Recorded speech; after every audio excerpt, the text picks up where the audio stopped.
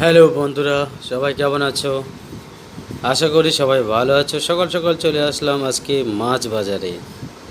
উত্তরপ্রদেশের একটা বিশাল মাছের বাজার, যা অনেক বড় এবং অনেক ধরনের মাছ পাওয়া যায় এখানে। দেখো চিংড়ি মাছ কত সুন্দর।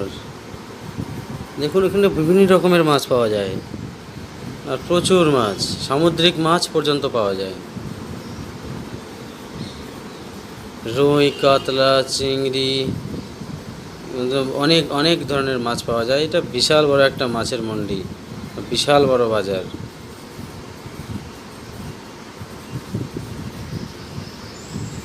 দেখুন এক একটা মাছের ওজন হবে কমসে কম 7 কিলো, 8 কিলো, 15 কিলো, 10 কিলো। এত বড় বড় মাছ তো জীবনে আমিই দেখিনি এত বড় মাছ।